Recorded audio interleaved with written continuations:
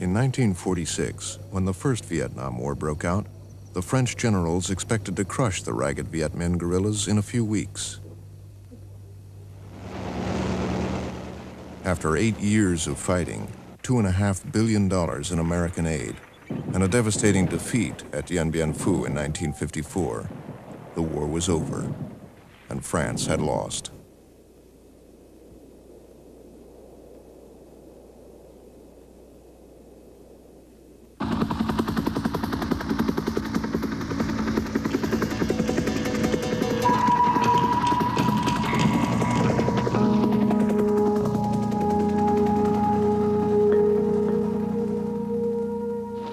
In 1940, Japan replaced France as the dominant power in Vietnam, proclaiming Asia for the Asiatics.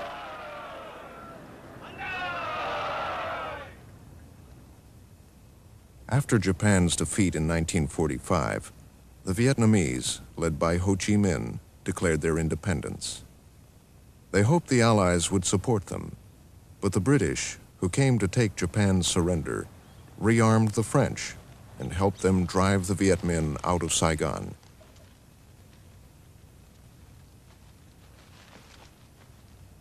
The Viet Minh fought back, but they had few weapons to use against the French troops, and the Viet Minh's brutal tactics alienated other Southern nationalists. The French retained control. In the north, Ho's Viet Minh had widespread support, but they also faced a problem: 150,000 nationalist Chinese troops. The Chinese came to disarm the Japanese. They stayed to loot and disrupt, and they threatened to remain indefinitely. Desperate to expel the Chinese, Ho Chi Minh negotiated with the French. In March 1946, they reached an agreement. The French colonial authorities displayed their power as Ho Chi Minh, President of the Democratic Republic of Vietnam, came to confirm the agreement permitting French troops back for a limited period. In return, France recognized the new Vietnamese state, and the Chinese army left.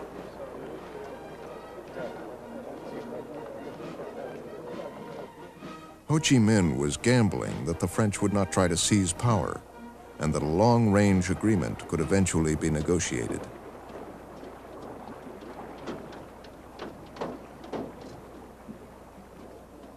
A truce was concluded. There were to be future negotiations to settle the problems between us and France.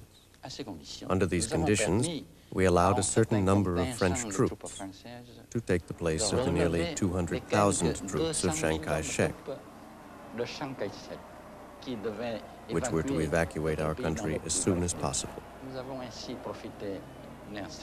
So we had some breathing time to consolidate our forces. The French in Hanoi greeted the arriving troops as conquering heroes. The Vietnamese stayed home. Ho Chi Minh traveled to France to continue the negotiations, but the French cabinet had collapsed.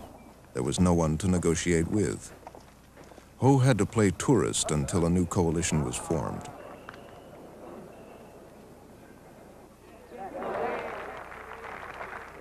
While he waited, the French administration in Saigon, acting on its own, declared the southern part of Vietnam separate from the north. It was a violation of the March Agreement, and Ho wondered if there was any point to further negotiations. "Should I go back home?" he asked. He was told the new government would straighten it out in Paris.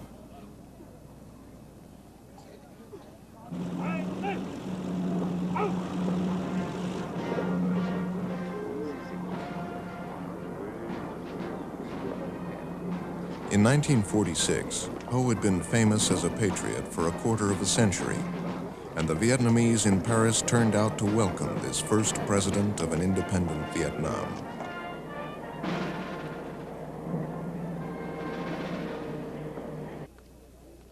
The French greeted the veteran communist formally as a chief of state. At the time in France, communists were part of the government.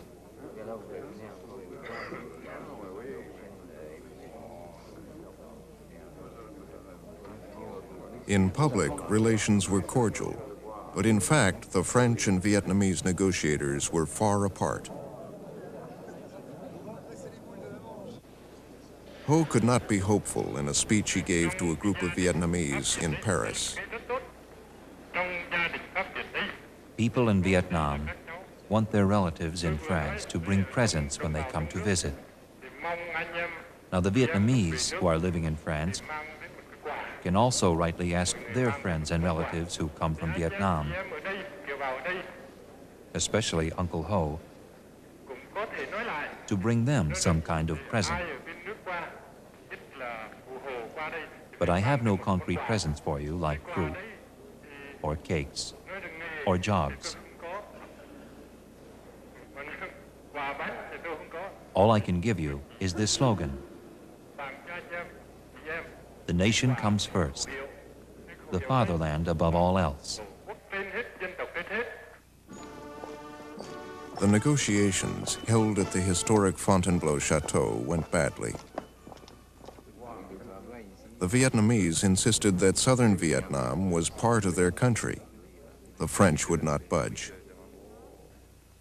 When the meeting began, the chief of the French delegation, Max André, said to me,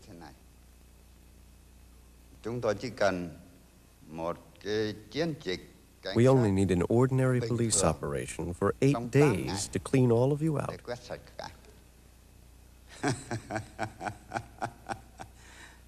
There was no need for negotiations.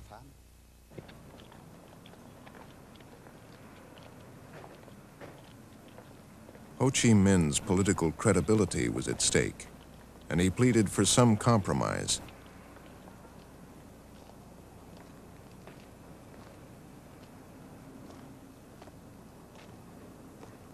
But there was no common ground.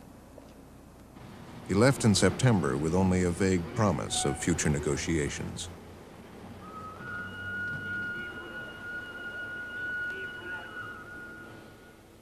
The solution had to come from Fontainebleau. Then the negotiations at Fontainebleau failed. From then on, relationships deteriorated. The climate deteriorated. We arrived thinking we were going to be welcomed by the population, happy to see the French again. Then our opinions changed about the Vietnamese. They don't want us, so we have to make them see reason.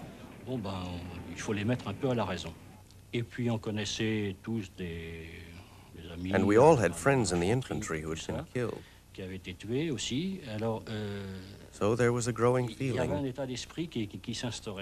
After all we did for them, it was the usual way of thinking. We wanted to teach them a lesson.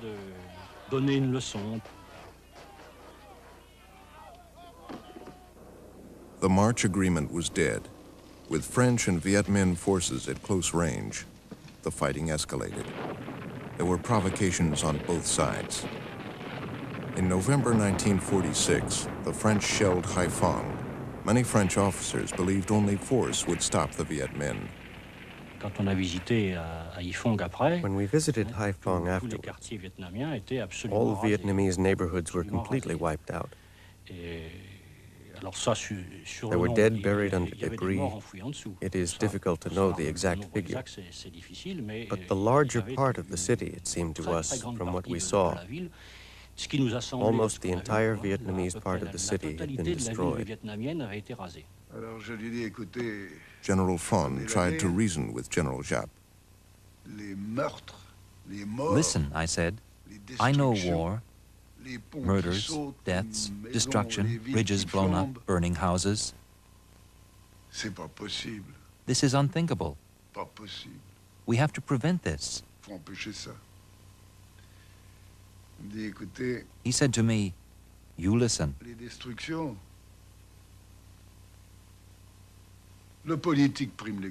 Politics come before economics. The destruction is not important. The deaths, 1 million Vietnamese deaths, not important. The French will die too. We are ready. It will last 2 years, 5 years if necessary. We will no longer give in. By late 1946, Ho Chi Minh's government was forced out of Hanoi, out of the cities. The First Vietnam War had started.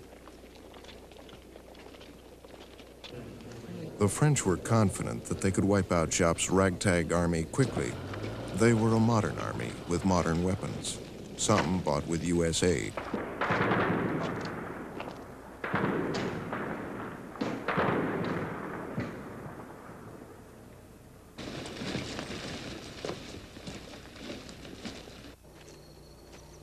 The Viet Minh had widespread support from the peasants. I heard about Uncle Ho, who fought for the rights of the peasants and the workers. So as a peasant who had suffered a lot, I realized that the only correct thing for me to do was to follow the same path. I worked for a long time as a contact person, gathering intelligence on the French military post. We had a person working inside the post. I would go out there and yell at him, saying that he owed me money and that he intended to cheat me of my money. He would then come down to pay me for this supposed debt. He would give me a 10 piastre bill, for example, with a message folded inside it. I would then give him a 5 piastre bill as change. Again, there would be a message folded inside. Without these tricks, the French would have found out and we would have all been killed. When the revolution came, I joined it. Besides carrying a gun to fight the French colonizers, I also wrote songs for the soldiers, for the young people, and for the peasants. I wrote a song for the soldiers in the National Defense League, which was called To the Front.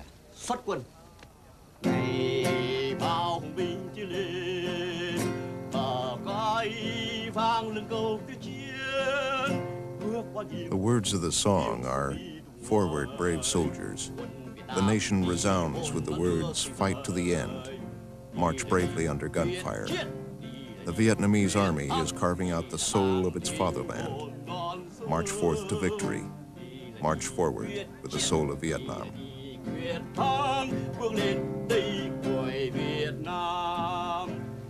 The French scornfully called the Viet Minh the Barefoot Army. Ho Chi Minh said, "We may lose 10 Vietnamese for every Frenchman, but in the end, we will win." They fought a guerrilla war as they built their strength. At first, we did not have any weapons except for bamboo spears. But in the northern part of our country, they were producing arms. I was appointed to go there to report on the situation in the South. Uncle Ho told me that he carried the South in the depth of his heart, and I should tell him what we needed, so that the central government could supply us to fight the French and drive them out of the country. I replied that we needed guns. Uncle Ho said that the central government could only give us so many guns because they did not have many. The main thing, he said, was to capture the enemy's guns and use these guns against them.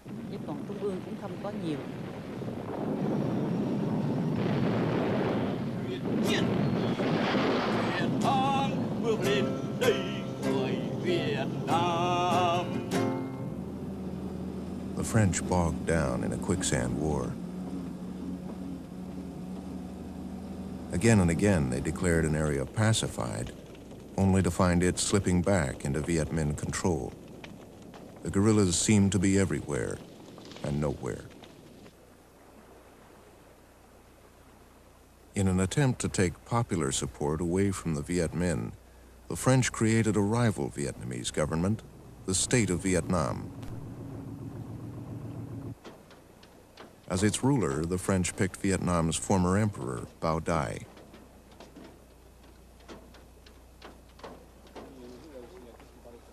But they placed so many limitations on his regime that to many Vietnamese, it did not seem at all independent. There was no reason anymore for the war to continue. Well, it went on because the Viet Minh did not want that kind of independence, labeled Bao Dai independence. They wanted Viet Minh independence. They wanted independence by force, forged in blood, because the Viet Minh were hoping that would unify the country behind them. 1950 brought a new source of help to the Viet Minh. Mao Zedong's forces arrived at Vietnam's borders, having taken all of China. They extended diplomatic recognition to Ho's government, the first country to do so. The Soviet Union followed quickly. And a week later, the United States recognized Bao Dai's rival state. Once again, lines were being drawn in a continuing Cold War. On orders from the Kremlin, Russia had launched a Cold War. The United States was obliged to help Europe safeguard its traditional freedoms and the independence of its nations. Already an Iron Curtain had dropped around Poland, Hungary, Yugoslavia, Bulgaria, menace to the security and institutions of democratic government. In the early 50s, the United States had a concept of communism, international communism, as a hard, monolithic bloc of China and Russia with no crevices in it that was seeking to expand and gain a dominant position in the world. In Europe, they had taken over Eastern Europe, pushed into Czechoslovakia, and in Southeast Asia, an area in which we had interest, they seemed to be trying to do the same thing. The cause of freedom is being challenged throughout the world today by the forces of imperialistic communism. In May 1950, for the first time, President Truman authorized direct U.S. aid for the French war in Indochina, $10 million, the beginning of an American commitment. They have proved time after time that their talk about peace is only a cloak for imperialism. The U.S. commitment deepened after North Korean troops invaded South Korea at the end of June 1950. It was decided on the very weekend of the North Korean attack that we would step up our aid very significantly to the French and to Southeast Asia, because we did not know at that point whether or not the Chinese might attempt to move into that area as a part of a general offensive in Asia. By the end of 1950, the United States had given $150 million in aid to the French forces, including planes, tanks, fuel, ammunition, and napalm.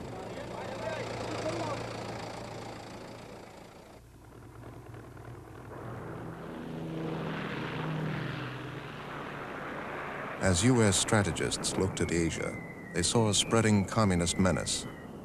The fight in Korea had become an international war. And in Vietnam, the Viet Minh had linked up with communist China. Viet Minh war capacities improved dramatically. Bolstered by his nearby ally, General Giap planned to change his strategy in 1951 from guerrilla warfare to conventional battle. First, he had to secure the supply lines through Lang Son and Cao Bang on the mountainous northern border of Vietnam. We used the new weapons to mount offensives against the French. We were able to wipe out 2 large French units and capture all their weapons. The way was cleared for communications between Vietnam and the outside world. Then we received military aid from China, especially equipment. The defeats on the northern border were a disaster for the French.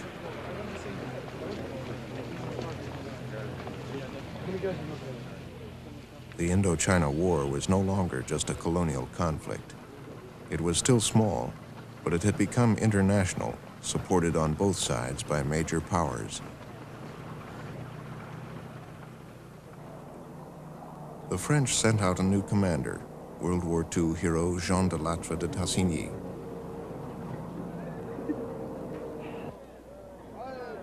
General de Lattre took control. His charismatic leadership revitalized French morale.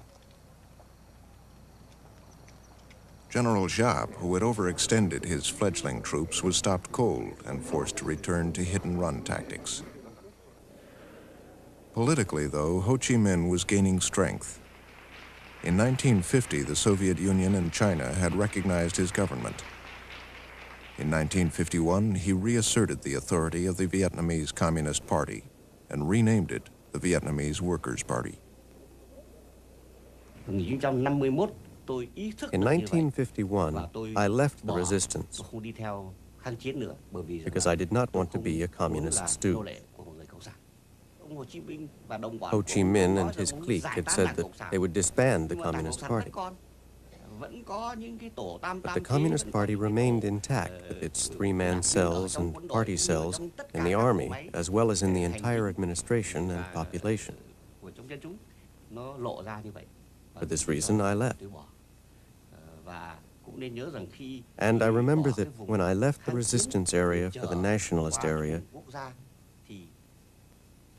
I cried, but I did not have any choice. Most Vietnamese, especially in the north, still supported the Viet Minh against Bao Dai's state of Vietnam.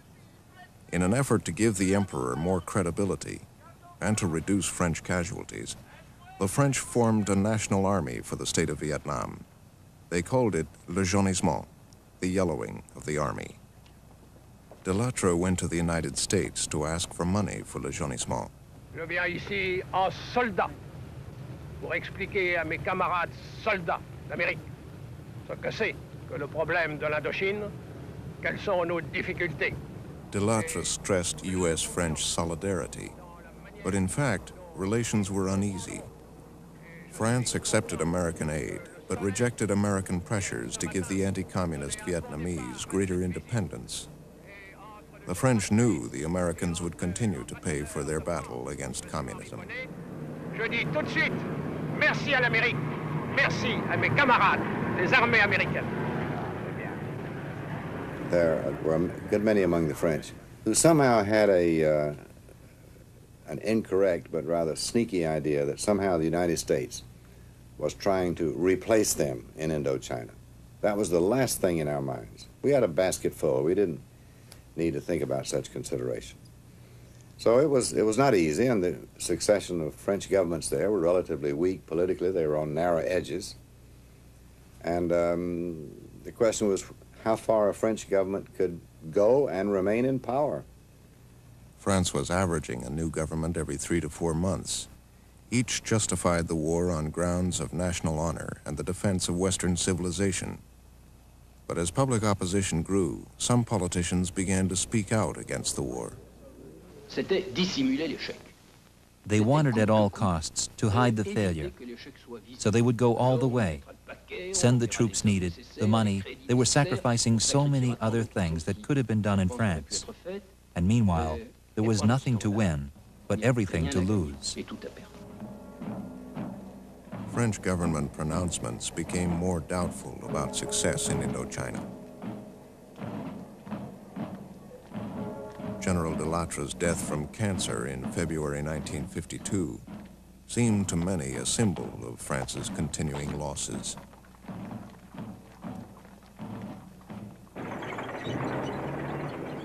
The French fought on. By the end of 1953, America was paying 80% of the war, over $1 billion a year. Le jaunissement, France's Vietnamizing of the war, and other strategies to gain Vietnamese support had failed.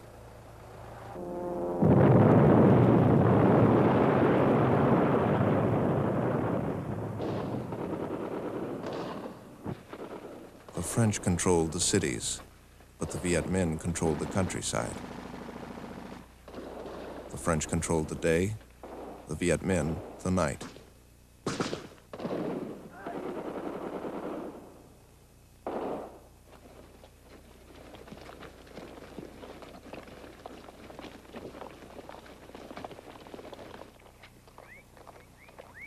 The French public called it the Dirty War. The army was losing officers faster than it could train new ones. Morale was bad among the troops, even though there were no draftees. The war was fought by foreign legionnaires and French colonial soldiers.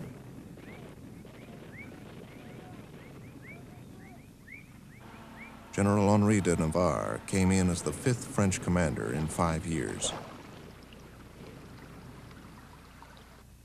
When General Navarre arrived, he opened a file right away, and on that file I wrote war goals. We looked for what to tell the troops. Well, until the end, this file remained practically empty. We never could express concretely our war goals. General Navarre tried yet another new strategy. French units were set up in remote areas, supplied by air. Their mission was to search out and destroy the Viet Minh.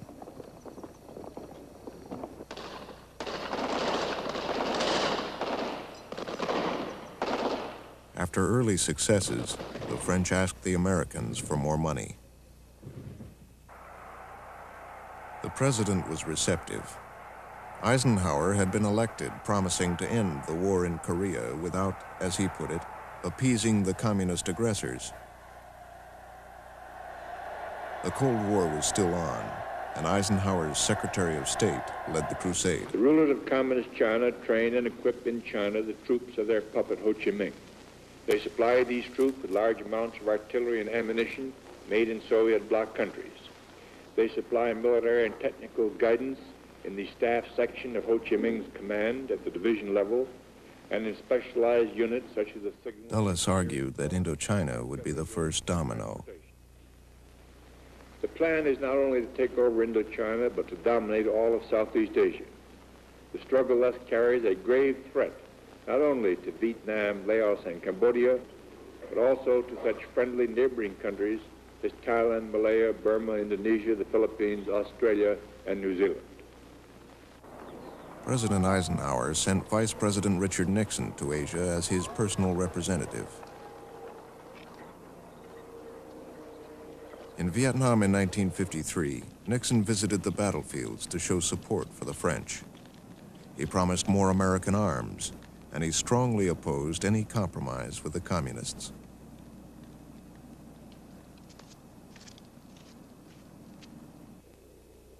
The French planned to test their new strategy in a valley set among the western mountains, 170 miles from Hanoi, Dien Bien Phu.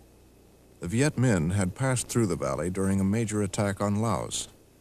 The French expected another attack and thought Dien Bien Phu would be the place to engage them. In November 1953, 12,000 French troops began dropping into the valley under the command of Colonel Christian de Castro.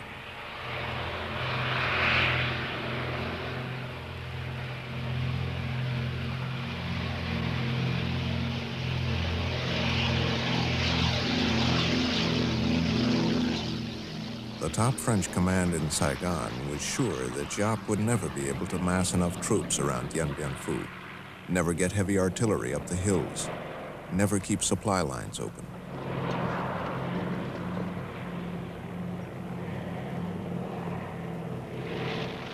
The command at Dien Bien Phu was equally confident.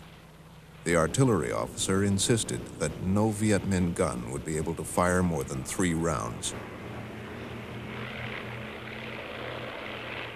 I saw all sorts of civilian and military authorities go through Dien Bien Phu. Unless my memory is completely twisted, I don't remember a single one. Absolutely not a single one of these authorities who didn't find that Dien Bien Phu was a formidable base. It was the great land and air base. It was untakeable. The Viet Minh saw Dien Bien Phu as a great opportunity. but a great gamble, too. Ho Chi Minh's forces had lost heavily in attacks on other French strongpoints, but they decided to take the risk. From Tay Nguyen, it took us about 45 days. We marched at night and rested during the day. Sometimes we just slept on the roadsides if there were no shelters around. The French were physically large and they had many weapons. But we Vietnamese had something which we could use as a weapon against them. And that was our morale, our courage.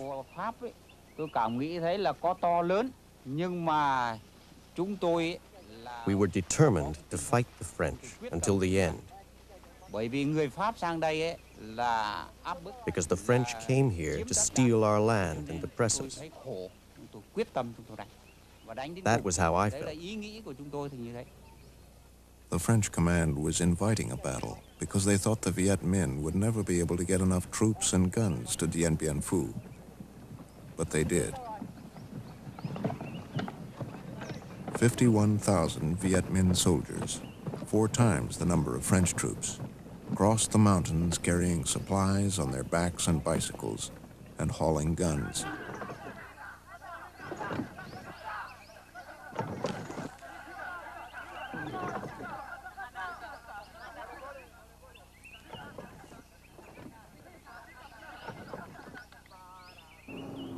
Chinese and Soviet trucks also brought equipment over roads built by thousands of peasants. And there were Chinese advisors at the battlefront who tried to direct Giap's planning. On the first days, we designed an operation against the entrenched camp.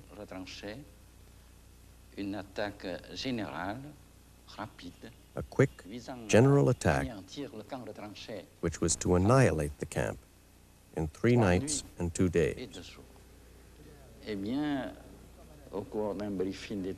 But during a staff briefing, after in-depth analysis of the latest information, I realized that such an attack was not 100% sure of success. One of the fundamental rules, if not the most fundamental rule of Vietnamese military science, is that in war, you must win.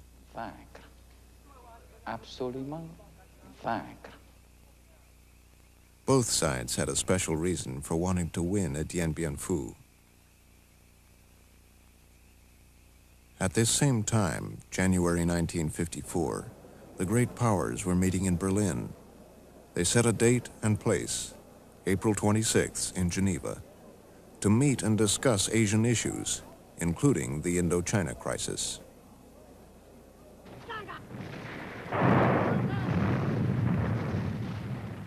On March 13th, Giap launched his attack on Dien Bien Phu. The battle began, as the Chinese advisors had insisted, with massive human wave assaults. The heroism of these shock troops has become part of the Dien Bien Phu legend, as in the story of the Viet Minh soldier who stopped a French machine gun. The comrade used hand grenades, dynamite, and his guns to try to destroy that machine gun. Finally, Comrade Phan Dinh Ngop used his body to cover the foxhole. The enemy sent up a lot of flares, and it was a moonlit night. We all saw how Phan Dinh Ngop threw his body over the foxhole. And then the company commander yelled out, "Charge!" The Viet Minh guns blanketed French artillery from positions so well dug in and camouflaged that the French planes could not get at them. The first post fell within 8 hours. By the next day, March 14th, the Viet Minh shelling had destroyed the main airstrip.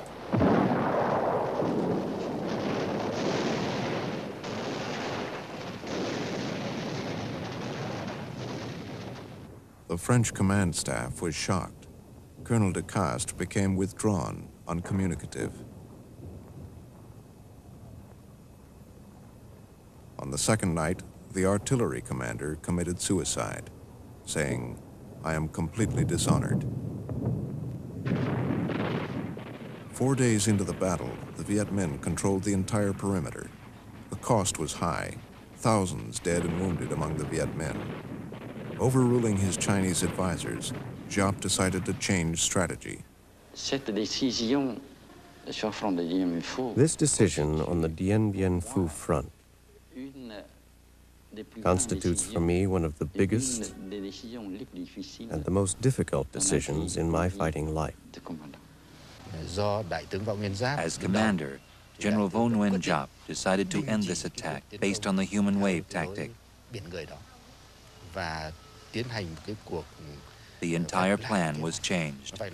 The attack was stopped, and all the heavy artillery pieces were pulled back to a distance. Then trenches and tunnels were dug, and the morale of the troops was rebuilt based on the slogan, "Advance solidly, fight solidly." Shovels became extremely important weapons. All the cadres and soldiers put most of their time and energy into digging trenches and tunnels. We slowly surrounded Dien Bien Phu with trenches, cutting into the airstrip so it could not be used again, slowly tightening the noose around the necks of the French.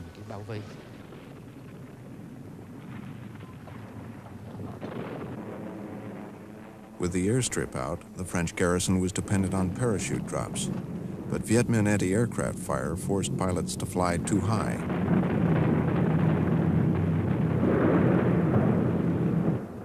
Supplies began falling into enemy hands. General Giap's change in strategy was working, and he settled in for a long siege. For the French, Dien Bien Phu became a nightmare. The rainy season started early with drenching downpours. French dugouts and shelters collapsed. Clean water became impossible to find. Medical supplies ran out. No planes could land to evacuate the wounded. Men who were wounded in the trenches sunk under the yard-high mud to die.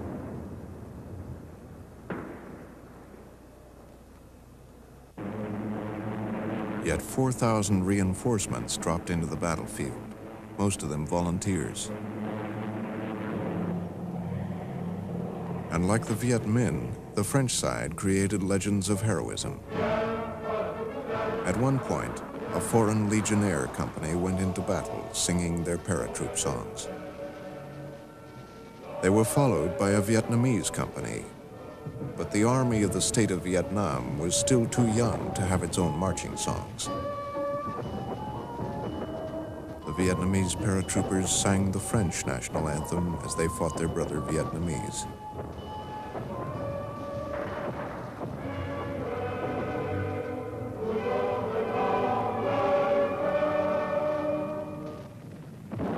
Dien Bien Phu was in peril, and for the first time, France made urgent requests to the United States to intervene. The French did request air support to help prevent the Viet Minh from winning a victory there.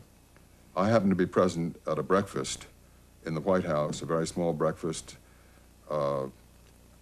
Secretary of State Dulles, the President, Secretary of State Dulles, Admiral Radford, myself, one or two others, in which this request was discussed. I recall very vividly that Admiral Radford mentioned that he had two carriers standing a couple of 100 miles off the coast in international waters, and that he could deliver airstrikes from those carriers in support of the French in Dien Bien Phu. They studied alternatives, including the possible use of tactical atomic weapons. Eisenhower decided the United States should not act alone.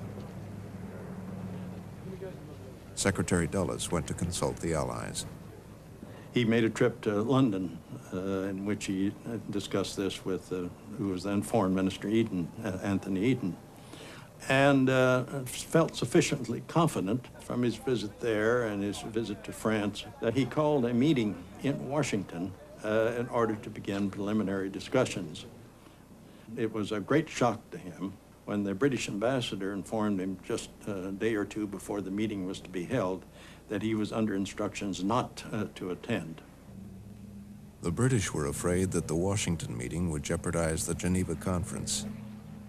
Eisenhower would not act without them, rejecting the advice of Vice President Nixon and Secretary Dulles, among others. Laos and Cambodia. For now, the United States would not intervene in Vietnam. Ever since the Berlin Agreement to seek peace in Indochina, the communist forces have stepped up the intensity and the scope of their aggression. They have expended their manpower in reckless assaults, apparently designed to improve their bargaining position at Geneva. That is not a good prelude to Geneva. As we went into the conference, there was the concern that we had no relations with Communist China. Secondly, if, as seemed probable, the participants would have to recognize the Viet Minh, a communist subversive movement which had derived heavy support from both China and Russia, we would be recognizing at the conference table participants who were basically communist revolutionaries and subversionists rather than a government in existence. Thirdly, there were some who were very much concerned by the prospect of recognizing a subversive revolutionary regime such as the Viet Minh, turning over to it territory to administer, because this would be the first time since the fall of China to the communists that there had been a further advance in Asia. The conference opened on April 26th, with Britain and the Soviet Union presiding. Dulles, a staunch opponent of Communist China, refused to shake hands with Zhou Enlai and left Geneva after only a week. 4 days after that, the day before the talks formally turned to Indochina, Dien Bien Phu fell. I arrived during the night of May 2nd, and Dien Bien Phu fell on May 7th. The memory I keep of it is one block of time. There was no day or night. I never lay down, I never slept. I don't remember eating. At 4 in the morning, there was a lull. We were 35 left at my post with one machine gun, one grenade left. So I asked on the radio, I said, "Since you cannot send reinforcements," he said, "Where do you want me to get them? You know there's nothing left. Then give me authorization to get out." He answered very simply, saying, "No way. You're paratroopers. You're there to die."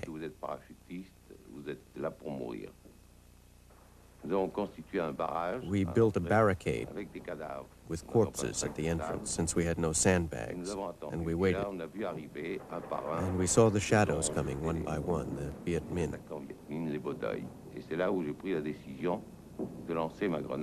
I decided to throw my grenade, and we immediately got return fire. One of my last impressions was to feel the wall of corpses shivering under the burst of fire. Then a grenade must have hit my helmet, because the net was burned and the helmet dented. American helmets are very solid. I lost consciousness, and when I came to, there was above me, very close, a surgeon's mask from which a voice came, "You are a prisoner of the Army of the Democratic Republic of Vietnam. Do not move. You are badly wounded, and we will take care of you."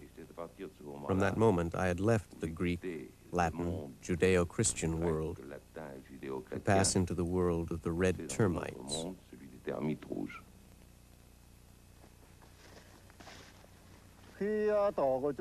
When we arrived, one comrade attacked this entrance.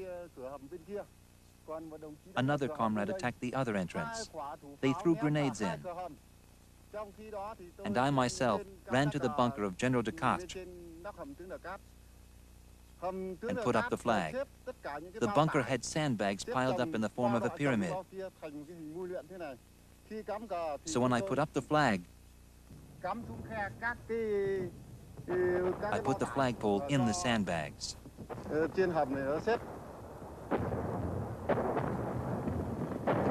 Though Viet Minh combat cameramen were present at Dien Bien Phu, scenes of the 55-day battle were restaged by a Soviet director after the French defeat.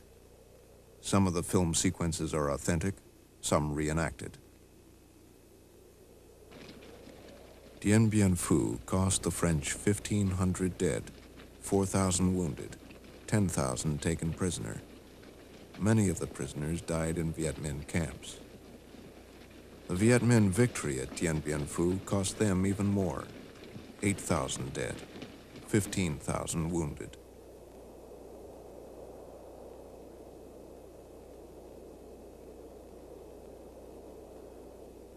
You are all aware that the French and their Vietnam ally have suffered reverses, notably the fall of Dien Bien Phu after a superb defense.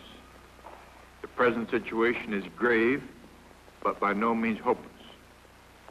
In the present conference at Geneva, we and other free nations are seeking a formula by which the fighting can be ended and the people of Indochina assured true independence. So far, the communist attitude at Geneva is not encouraging. The Geneva conference bogged down almost immediately. The United States delegation was ordered to watch and not to talk. My instructions were to go to the meetings, to not participate in them, and not to agree to anything, but to be there and sit at the table. And I found it a very difficult job to sit at the table at which people were making discussions and some conclusions were being arrived at without agreeing to them, and situations in which silence itself tends to give assent. I can tell you that I was very, very unhappy and perspired very, very freely. Emperor Bao Dai, head of the state of Vietnam, also sent a delegation to Geneva. I was told I should accept the communists at the conference table. I said, no, there is only one Vietnamese state. It is I. The communists are rebels. Given my uncompromising position, they turned the political conference into a military conference. After 6 weeks, the conference had made no headway. In June, the French cabinet fell, and a new prime minister took over, a critic of the war, Pierre Mendès France. Mendès France made a promise to the French National Assembly. If he could not resolve the Indochina question at Geneva within 30 days, he would resign. The United States feared this meant France might abandon Indochina to the communists. Washington was not at all clear as to what kind of an agreement Mendès France was proposing to make, or what agreement he would make. And if the agreement was going to be something with which we could possibly live or acquiesce, or whether or not we were going to have to denounce it and in fact walk out of the conference. After much secret maneuvering, 1 week before his deadline, Mendès France got all the participants in place in Geneva.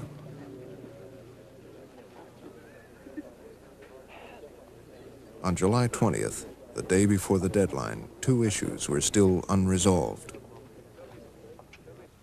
At the conference, there were 2 issues under discussion. One was the temporary demarcation line between the 2 regions, and the other was the date of the general elections for the reunification of Vietnam. These 2 issues were closely connected. That was very clear. The Viet Minh, flush with their victory at Dien Bien Phu, took a hard line on both issues. But on the last day, the Soviets and the Chinese forced them to compromise. The Viet Minh, who controlled most of the country, would get less than half. The elections to reunify Vietnam would take place not soon, when the Viet Minh would surely win, but in 2 years. They had been undercut by their own allies. The Soviets and Chinese had several motives, among them fear. If Mendes France failed, France might keep fighting, and America might intervene. A peaceful settlement was, insofar as they saw it, the first half of the first bite of the apple. They had half of Vietnam. They had recognition of the Viet Minh as a de facto government by the West and as a government in authority for all of Vietnam by Russia and China.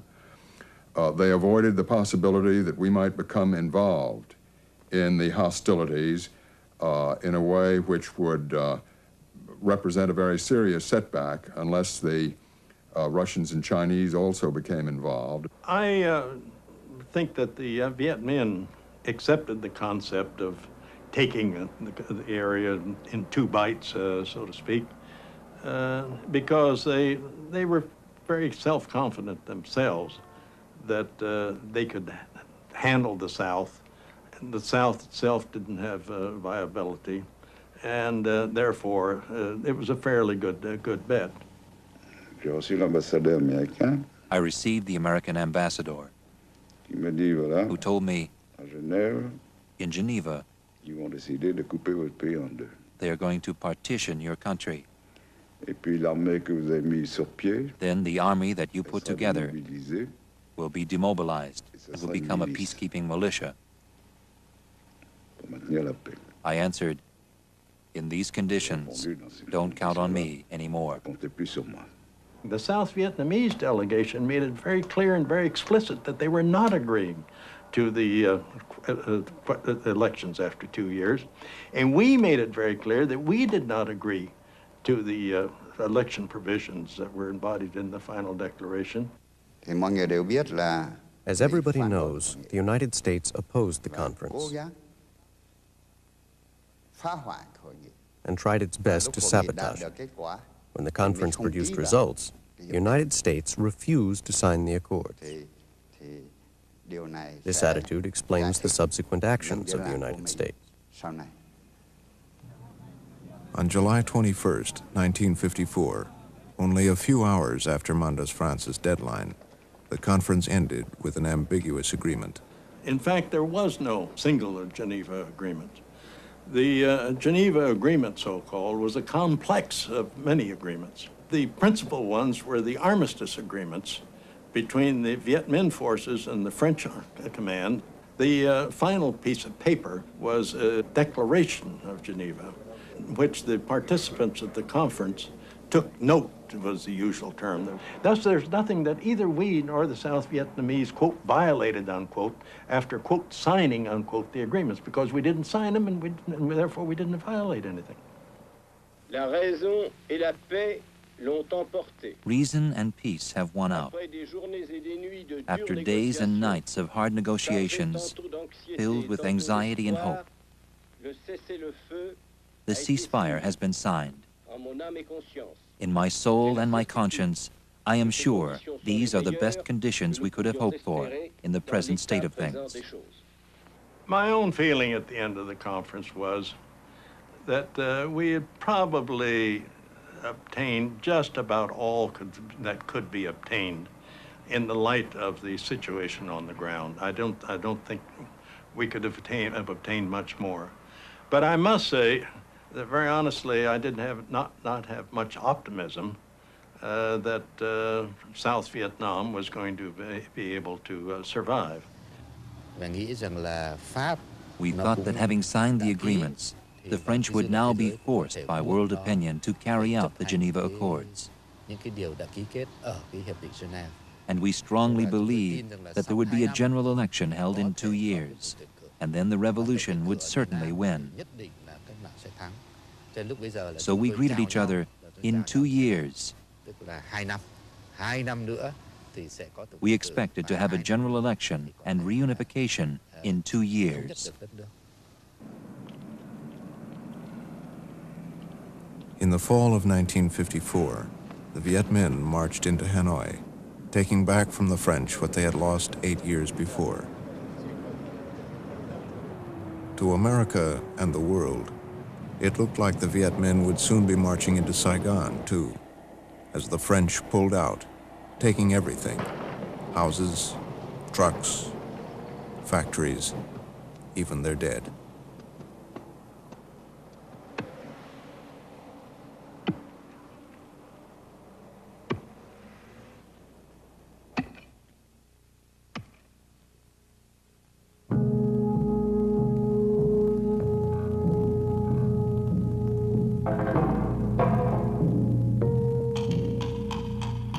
Episode 3 of the series Vietnam, A Television History will air next Tuesday night.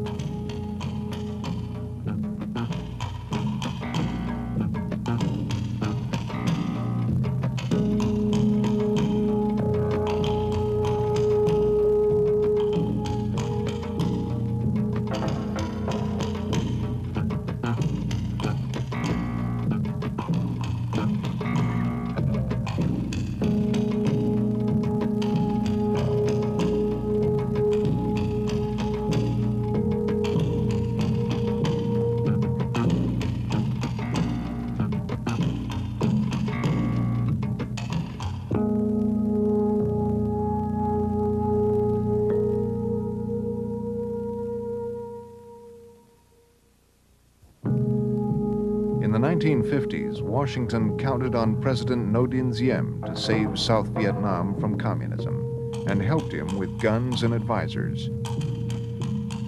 But by 1963, America's leaders had lost faith in Diem, and South Vietnamese generals plotted to topple him. America's Mandarin, next Tuesday on Vietnam.